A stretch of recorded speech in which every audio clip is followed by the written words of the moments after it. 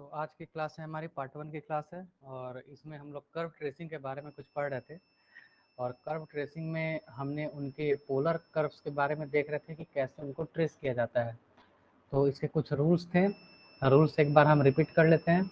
Rules क्या है कि सबसे पहले हम ये देखते हैं कि कर्व जो है वो हमारा ओरिजिन यानी कि पोल से पास करता है कि नहीं, यानी कि क्या कोई ऐसा थीटा वैल्यू आता है जिसके लिए r 0 हो जाए। अगर ऐसा पॉसिबल हो पा रहा है तो इसका मतलब कि जो आपका कर्व है, पोलर कर्व है, वो आपका पोल से पास कर रहा है। सिमेट्री देखते हैं हम लोग थीटा के रेस्पेक्ट में, मतलब कि सबसे पहले थीटा के रेस्पेक्ट देखते हैं कि अगर थीटा या माइनस थीटा रखने पे कर्व में कोई चेंजिंग नहीं हो रही है, कर्व के इक्वेशन का सेम एज इट इज ही रह रहा है, तो कर्व हम कहते हैं कि हमारा कर्व क्या है, सिमेट्रिक है with respect to the initial line. अगर पाई माइनस थीटा से हम करें तो इसका मतलब अगर f of r is equal to pi minus theta equal to f of r theta अगर हो रहा है, इसका मतलब हम कहते हैं कि हमारा जो कर्व है वो theta equal to pi by 2 के अबाउट में सिमेट्रिक है। लास्ट क्लास में उसी प्रकार से अगर पाई बाई 2 माइनस थीटा करने पर उसी यानी कि पाई 4 के अबाउट में कर्व आपका सिमेट्रिक है। अब अगर कर्व आपसे चेंज नहीं हो रहा है तो मतलब कर्व जो है पोल के अबाउट में सिमेट्रिक है। ठीक है, उसके बाद इंटरसेक्शन देखते हैं, मतलब थीटा बराबर 0, थीटा बराबर पाई बाई 2 देखते हैं, आर की क्या क्या वैल्यू मिल रही है। रीजन ऑफ द कर्व देखते हैं, ऐसे ऐसे रीजन फाइंड करते हैं जहाँ पर आर की वैल्यू इमेजनरी हो जाए, यानी कि ऐसे थीटा वैल्यू देखेंगे जहाँ पर आर हमारा क्या हो जाए, इमेजनरी हो जाए। टेंजेंट को देखते हैं, टेंजेंट का मतलब कि अगर कर्व पोल पे टेंजेंट की बात करते हैं कि अगर कर्व जो है वो ओरिजिन से पास करता है तो जिस थीटा की वैल्यू पे वो 0 हो रहा है वो थीटा आपको क्या हो जाएगा, टेंजेंट हो जाएगा पोल के अबाउट में। एसिम्प्टोट की जरूरत वैसे उतनी नहीं पड़ती है। स्पेशल पॉइंट्स में आपको थीटा की वैल्यू पे पुट कर करके आर की वैल्यू देखते हैं और हमारे पास tan फाई की वैल्यू देखते हैं जो कि रेडियस वेक्टर और टेंजेंट वेक्टर के बीच का एंगल है। और वो एंगल को हम देखते हैं कि फाइनली आपका कर्व किस प्रकार से बिहेव कर रहा है किसी सर्टेन पॉइंट्स पे। ठीक है, अब इसी क्लास को हम लोग आगे बढ़ाएंगे और देखते हैं कि आगे और क्या क्या चीज़ें हमारे पास एग्जाम्पल से सारी चीज़ें क्लियर होंगी, हमने बोला भी था। तो आज हम लोग एग्जाम्पल पे फोकस करते हैं, कुछ अच्छे अच्छे प्रॉब्लम्स को देखेंगे जो एग्जाम पॉइंट ऑफ व्यू के लिए भी इम्पोर्टेंट है और कर्व के एरिया या सरफेस एरिया वगैरह निकालने में भी बहुत बार काम आ जाएगा।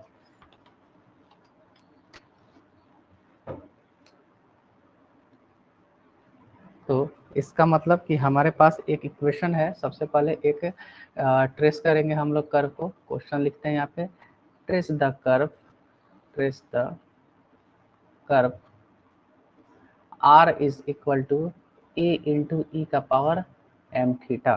ठीक है, और इसको हम बोलते हैं equi angular, equi angular spiral, spiral नाम है, फेमस नाम है इस इक्वेशन का। ठीक है, समझना है इसे हमें सबसे पहले। तो इसके सॉल्यूशन को हम देखते हैं।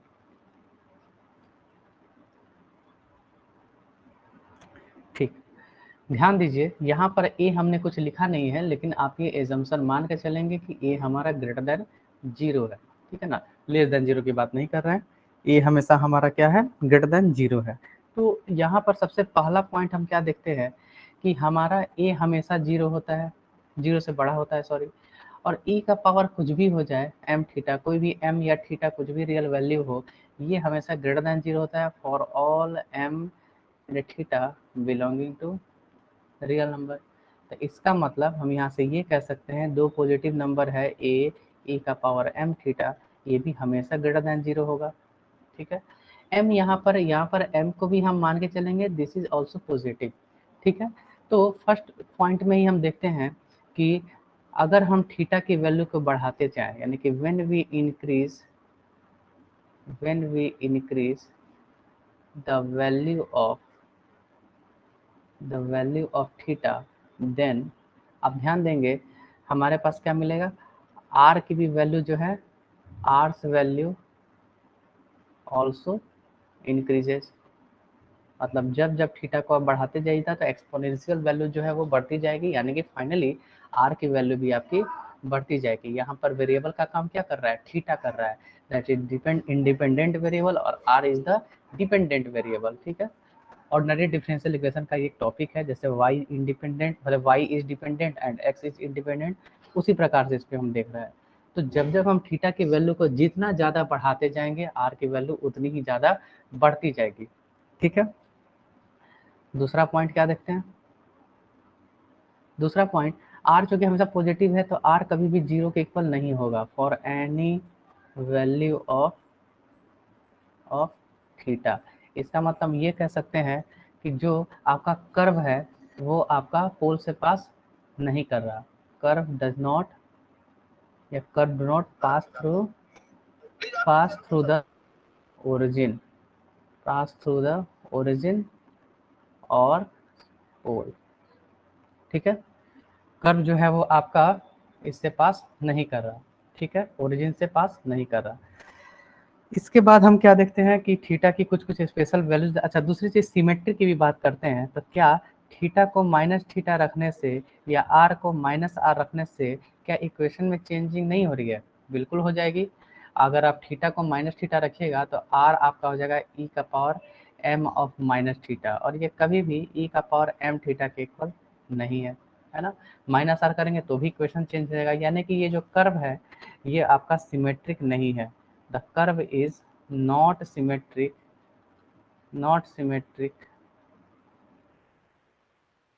with respect to pole कह लीजिए and initial line also, मतलब इनिशियल लाइन और पोल के अबाउट में सिमेट्रिक नहीं है। ठीक है, उसके बाद हम कुछ स्पेशल पॉइंट्स को देख लेते हैं, उससे हमारा क्लियर होगा।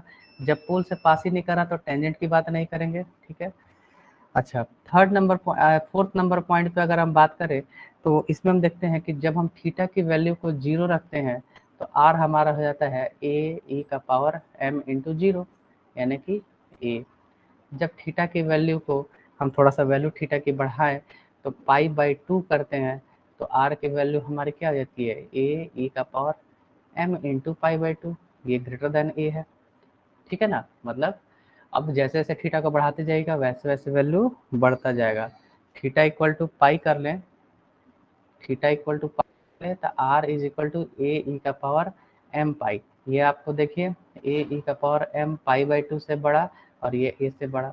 ठीक है, तो ऐसे ही हम देखते चलेंगे कि जब जब हम थीटा की वैल्यू को बढ़ाते चले, यानी कि थीटा की वैल्यू अगर इन्फिनिटी पे पहुंचने लगेगी तो आर की वैल्यू भी आपकी इन्फिनिटी पे पहुंचने लगेगी। ठीक है, उसके बाद हम क्या देखते हैं कि हमारे पास जो इक्वेशन गिवन है कि r is equal to A e का पावर एम थीटा, और यहाँ पर अगर हम D r by d theta करें, ठीक है, तो हमें क्या मिल जाएगा ए एम ई का पावर एम थीटा। इसका मतलब a m sorry m r, r की वैल्यू ए ई का पावर एम थीटा। तो यहाँ से अगर हम टेन फाई की वैल्यू देखें तो ये होता था r by d r by d theta. इसका मतलब r upon d r by d theta का मान क्या हो गया एम आर, यानी कि वन बाई एम, यानी कि कांस्टेंट। और इसी कारण से टेन फाई जो है यानी कि रेडियस वेक्टर के बीच में जो एंगल है उसका टेंजेंट क्या है हमेशा कांस्टेंट है। इसी कारण से इसका नाम हम इक्वी एंगुलर भी बोलते हैं। ठीक है, तो अब हम क्या देखेंगे कि अब इसके ग्राफ बनेंगे कैसे। तो देखिए इन सारे चीज़ों को पहले हमने लिख दिया, अब उसके बाद हम इसके ग्राफ को देखते हैं कि ग्राफ इसका कैसे ड्रॉ होगा। तो सबसे पहले हमारे पास यहाँ पर हमारे पास मान लीजिए ये ओ पॉइंट है, this is pole, this is x.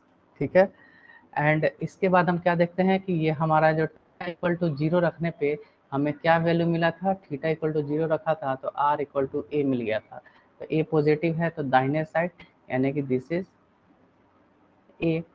और थीटा की वैल्यू पाई बाई टू रख रहे थे तो ए इंटू, अगर हम थीटा की वैल्यू पाई बाई टू रख रहे थे तो आपको आर की वैल्यू क्या मिल रही थी ए ई का power m pi by two, या पाई बाई फोर भी रखिए। तो क्या होगा कि ये हमारा ए है, थोड़ा सा एंगल बढ़ेगा तो और थोड़ा इस प्रकार से बड़ा होगा।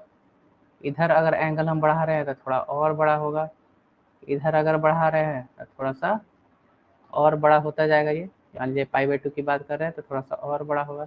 इसका मतलब क्या हो रहा है कि आप अगर ध्यान से देखें तो ये जो कर्व बन रहा है हमारा, ये अपने रेडियस वेक्टर जो है उसकी वैल्यूज को बढ़ाया जा रहा है। ठीक है, फिर उसके बाद r इक्वल टू 2 पाई करेंगे और वैल्यू बढ़ेगा। ऐसे ऐसे करते करते आप समझ पा रहे हैं कि ये किस प्रकार से होते जा रहा है, इस प्रकार से, ठीक है ना। तो इसका मतलब हमने स्टार्ट यहाँ से किया और उसके बाद हम क्या देख रहे हैं कि हमारा जो थीटा का वैल्यू जैसे जैसे हम बढ़ाते जा रहे हैं, आर की वैल्यू वैसे वैसे ही बढ़ते जा रही है। थोड़ा सा यहाँ हमें थोड़ा सा शॉर्ट में फ्रेश थोड़ा सा बना लेना चाहिए कि यहाँ पर हम ओ पॉइंट रख रहे हैं, यहाँ पर एक्स रख रहे हैं। तो अगर हमारा ए का वैल्यू छोटा सा यहाँ पर ए है, अगर थीटा इक्वल टू 0 पे, तो उसके बाद ये वैल्यू बढ़ते बढ़ते बढ़ता चला जाएगा। मतलब जैसे जैसे थीटा बढ़ाते जा रहा है वैसे वैसे आर की वैल्यू बढ़ती जा रही है। एज ए फिगर हम उतने क्लियरली नहीं बना पा रहे हैं, लेकिन आप चीज़ों को समझ पा रहे होंगे। देखिए यहाँ पे टेढ़ा हो गया, थोड़ा सा इसको आप समझने का प्रयास करेंगे, कंसेंट्रिक सर्कल टाइप का थोड़ा सा, लेकिन आर बढ़ता जा रहा है, ठीक है। तो इसका मतलब क्या है, ये कट नहीं करेगा कभी भी, एक दूसरे को कोई कट नहीं करने वाला है, क्योंकि आर हमेशा बढ़ती जाएगी। इस चीज़ का ध्यान रखें, कॉपी में आप बनाएंगे तो ये चीज़ें फ्रेश तरीके से बन जाएंगी। तो इसीलिए इसका नाम हमारा है इक्वी एंगुलर स्पाइरल, ठीक है। नेक्स्ट वाले को अगर हम देखते हैं, नेक्स्ट वाला अगर हम देखें तो नेक्स्ट वाला हमारा है जिसका नाम है कार्डवायड। ट्रेस द कार्डवायड, कार्डायोड ऐसे ही बोलते हैं। R is equal to a into 1 plus cos theta, ठीक है। R equal to a into 1 plus cos theta. तो इसको हम लोग देखिए अगर, तो ये क्या कह रहा है हमारा, सबसे पहला कि क्या आर किसी वैल्यू पे 0 है, क्या थीटा का कोई ऐसा वैल्यू है जहाँ पर ये 0 हो जाए। तो ऑफकोर्स अगर हमारा थीटा पाई हो जाता है तो आप ध्यान से देखें, कॉस थीटा यानी कि कॉस पाई क्या हो जाएगा -1, यानी कि 1 प्लस कॉस पाई क्या हो जाएगा 0, यानी कि आर जो है वो ए इंटू 1 प्लस कॉस पाई हो जाएगा थीटा इक्वल टू पाई पे, और ये वैल्यू क्या हो जाएगी 0। तो यहाँ पे curve passes through the origin या पोल। अब चूंकि उससे पास कर रहा है तो निश्चित है कि वहाँ पे टेंजेंट की भी बात कर सकते हैं। And theta equal to pi is the tangent at the pole. दो चीज़ें एक बार में हो गई। आई होप ये क्लियर होगा सबको। नेक्स्ट सिमेट्री की बात करते हैं। तो हमारे पास आर क्या है, a into 1 plus cos theta. तो अगर हम theta equal to minus theta, theta को हम माइनस थीटा लिखें तो आप देखेंगे कि आर का value A into 1 plus cos of minus theta यहाँ पे रखें तो इससे कोई फर्क पड़ता ही नहीं है, a into 1 plus cos theta के ही इक्वल होगा। मतलब कि f of r theta is equal to f of r comma minus theta. F of r theta का मतलब क्या हुआ, f of r theta is equal to r minus a 1 plus cos theta, ठीक है। इसी को हम देख रहे हैं। तो इसका मतलब हमारे पास क्या मिला कि कर्व जो है, the curve is symmetric with respect to initial line O x. Curve जो है वो हमारा क्या है, सिमेट्रिक है इनिशियल लाइन के रेस्पेक्ट में, ठीक है। R equal to minus r कीजिएगा तो कुछ सिमेट्रिक नहीं मिलने वाला है। आगे बढ़ते हैं हम लोग, नेक्स्ट पॉइंट देखते हैं। नेक्स्ट पॉइंट क्या है कि हम कुछ पॉइंट्स को ड्रॉ करेंगे, मतलब कुछ थीटा की वैल्यू रखेंगे, वहाँ से आर के वैल्यू को देखेंगे। तो अगर थीटा इक्वल टू 0 है, बार बार हम आर की वैल्यू को लिख रहे हैं ए इंटू 1 प्लस कॉस थीटा। तो अगर हमारा थीटा का वैल्यू 0 है तो आप ज़रा ध्यान दीजिए, थीटा की वैल्यू अगर हमारे 0 है तो आर का वैल्यू क्या है 2a, क्योंकि cos 0 is 1, 1 plus 1 that is 2, 2 into A. Theta की वैल्यू अगर हम मान लीजिए पाई बाई 3 रख लिया, हमने 60 डिग्री रख लिया या 30 डिग्री जैसे आपको उचित लगे, तो आर का वैल्यू आप क्या लिखिएगा a into 1 plus cos 60 degree is half, यानी कि 3a बाई 2। ठीक है, एक था 2a, दूसरा हो गया थीटा की वैल्यू क्या हो गया, मैं थीटा की वैल्यू पाई/3 पे, आर की वैल्यू हो गई 3a/2। उसी तरह से थीटा इज इक्वल टू, अगर हम पाई/2 रखते हैं तो आर क्या हो जाएगा हमारा, a इंटू 1 प्लस कॉस पाई/2 and that is equal to a। मतलब थीटा के देखिए वैल्यू 2a था, 2a ज़्यादा है, उससे कम 3a/2, उससे कम फिर a हो गया। ठीक है, उसके बाद अगर आप थीटा की वैल्यू पाई रख दें तो आर की वैल्यू क्या हो जाएगी आपकी, a into 1 plus cos pi that is 0।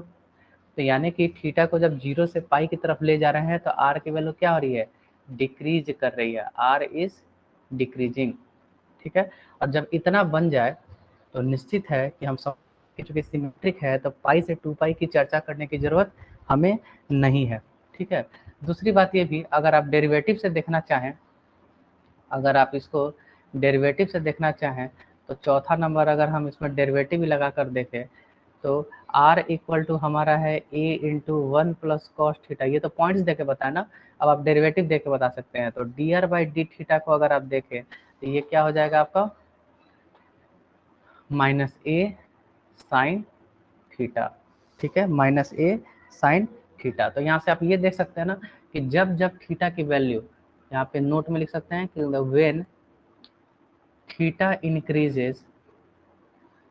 increases from 0 to pi, then r decreases from कहाँ से कहाँ, 2a से लेके 0 तक। r जो है वो हमारा 2a से 0 तक होगा। नेक्स्ट स्टेप वाला जो है पाई से 2 पाई, वो तो सिमेट्री है तो उससे कोई टेंशन ही नहीं होगा हमें। तो अब हम चलते हैं इसको बनाने के लिए कि क्या हमारा ये होगा। अच्छा, tan फाई अगर निकालना हो तो tan फाई में कुछ खास आपको ये मिलने वाला नहीं है। tan फाई अगर देखें तो that is r by d theta. This is equal to r का वैल्यू है a into 1 plus cos theta, और ये हो जाएगा माइनस ए साइन थीटा। ये और ये कैंसिल हो गया तो आपको बच जाएगा minus 2 cos square theta by 2 by 2 sine theta by 2 into cos theta by 2। 2 से 2 कैंसल, कॉस के स्क्वायर से एक कॉस कैंसल, तो माइनस कॉट थीटा बाई 2। ठीक है, तो tan phi is equal to minus cot theta by 2। तो tan phi is equal to tan pi by 2 plus theta by 2, यानी कि फाई का मान pi by 2 plus theta by 2 कह सकते हैं। ठीक है, तो अब हम थोड़ा सा इस पे आगे बढ़ते हैं कि इसको ट्रेस कैसे किया जाए। इंपॉर्टेंट पॉइंट इज कि इसको ट्रेस हम कैसे करें। तो सबसे पहला चीज़ हम यहाँ पे ये देखते हैं कि ये हमारा हो गया ओ वाई लाइन, ये हमारा हो गया ओ एक्स लाइन। ठीक है, इधर भी हम कुछ पॉइंट्स तो बनाएंगे ही।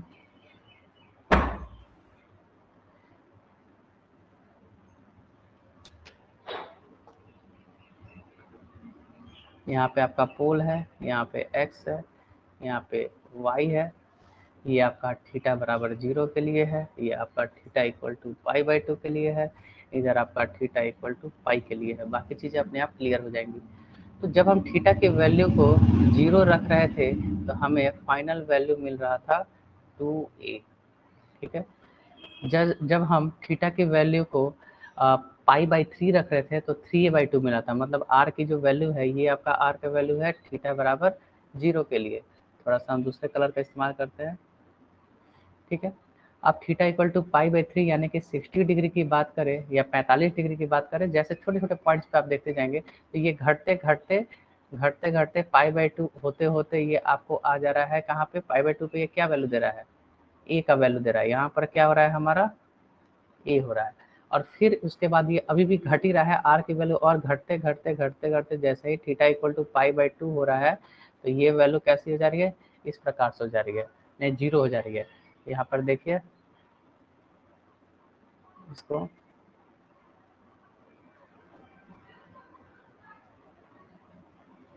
ठीक है। अब उसके बाद चूंकि ये कर्व जो है वो इनिशियल लाइन के अबाउट में सिमेट्रिक है, ठीक है, ये छोटे छोटे पॉइंट्स हम देख लेते हैं। ये आपका है 2a,0, ये आपका है 0,a, इसको उसी तरह से देख सकते हैं। और ये चूंकि सिमेट्रिक है तो निश्चित है कि ये वाला जो वैल्यूज होगा ये एकदम एग्जैक्टली उसी की तरह जैसे ऊपर है वैसे ही नीचे होगा, इसीलिए इसको कार्डियोइड, मतलब कि अगर मेडिकल साइंस में देखें तो हार्ट स्पेशलिस्ट को हम लोग कार्डियोलॉजी में पढ़ते हैं, तो उसी प्रकार से ये एक तरह से हार्ट के फिगर में आ रहा है, तो इसीलिए इसका नाम है कार्डियोइड। ठीक है, आई होप कि ये क्लियर होगा स्टूडेंट्स को, और धीरे धीरे इनको आप थोड़ा समझेंगे। ध्यान से इसको फिर से अपने से ट्राई कीजिएगा।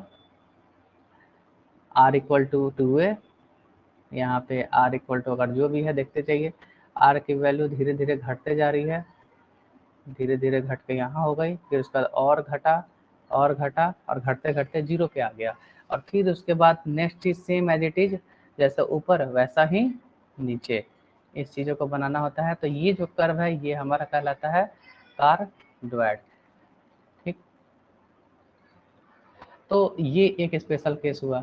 दूसरा केस में क्या है कि हम इसको लीमाकॉन नाम से जानते हैं, जिस लीमाकॉन नाम में इसको मेन दिया जाता है, लीमाकॉन।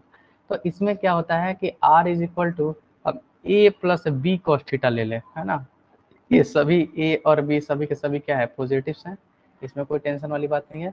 और दूसरा चीज़ क्या कि पहला केस था कि अगर a और b बराबर हो जाए, तो जिसको हम लोग कार्डियोइड बोल रहे थे, यानी कि r is equal to a into 1 plus cos theta हो जाएगा अगर a और b बराबर ही हो गया तो इसका तो हमने डायरेक्ट ऐसे ही बना लिया सिंपल वे में। क्या किया, ऐसे फिगर लिया, थोड़ा सा इधर किया, और फिर एज इट इज इस प्रकार से किया, तो दिस इज कार्डियोइड। दूसरे वाले में आप चेक करेंगे, ये आपके लिए होमवर्क भी है, कि अगर आपका a ग्रेटर देन b है, अगर आपका a ग्रेटर देन b है तो r कभी भी 0 नहीं होगा, देखिएगा। और इसका फिगर इस प्रकार से होने वाला है।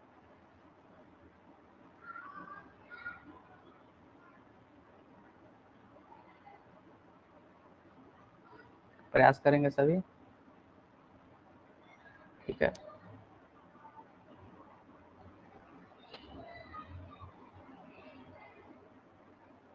थोड़ा सा डायग्राम के मामले में थोड़ा कमजोर है हम, लेकिन इसको जरा आप थोड़ा सा ये फ्रेश नहीं हो पाए, एग्जैक्ट सिमेट्रिक दिखाना था। तो यहाँ पर ये जो वैल्यू है ये थीटा बराबर 0 पे मिल रहा है हमें a प्लस बी, और यहाँ वाला जो वैल्यू है ये हमें मिल रहा है a माइनस बी, यानी कि ये जो r है वो a माइनस बी, ये जो r है वो a प्लस बी, इक्वालिटी वाली हो गई। अब अगर रिवर्स हो जाए तो, मतलब अगर आपका a जो है वो लेस देन b हो जाए तो यहाँ पे पोल को ये दो बार पोल पे ये दो बार इससे कर्व आपका पास करेगा, और इसका फिगर इस प्रकार से होने वाला है।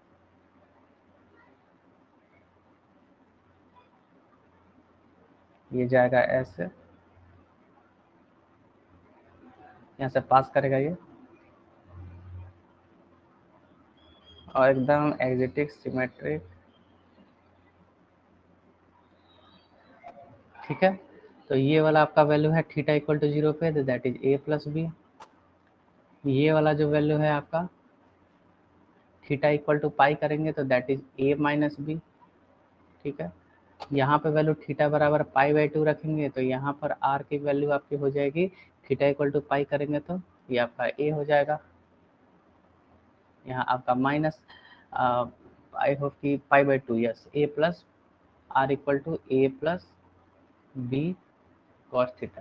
तो theta equal to pi by 2 रखेंगे तो ये वैल्यू 0, 3 पाई बाई 2 रखेंगे तो ये वैल्यू फिर से 0 हो जाएगा, तो ये आपका यहाँ भी आपका a रहेगा। तो समझने का फिर है कि हम लोग सारी चीज़ों को एक बार में बस समझ जाएं कि कैसे क्या करना है। तो सबसे पहला इम्पोर्टेंट पॉइंट हमारा ये रहेगा कि अगर हमारा, अभी हम दो दो चीज़ देखें, कि r equal to a plus B cos theta की बात करें, ठीक है, a और b दोनों पॉजिटिव हैं, ठीक है। अगर a और b बराबर हो गया तो दिस इज कार्डियोइड, यानी कि इसका फिगर अभी जस्ट हमने बनाया था इस प्रकार से, ठीक है। अब अगर हमारा a बड़ा हो जाए b से तो ये फिगर हो जा रहा है, a अगर b से बड़ा है तो यहाँ पर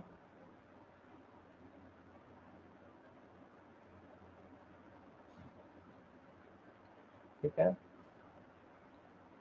थोड़ा सा इसी को क्लियर करता हूँ, थोड़ा सा ये फिगर में दिक्कत आ जा रही है। ठीक है, इस प्रकार से हुआ। अब तीसरा नंबर आप क्या देख रहे थे कि अगर आपका ए लेस देन बी हो जा रहा है तो आपका ग्राफ बन जा रहा है किस प्रकार से, ऐसे।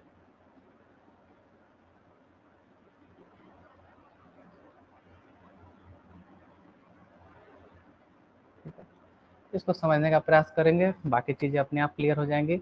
ये फिगर ज़रा इंपॉर्टेंट है क्योंकि हमें एरिया ऑफ कर्व्स वगैरह निकालने का इसमें हमें काम आएगा। तो आज के क्लास के लिए इतना ही काफ़ी रहेगा।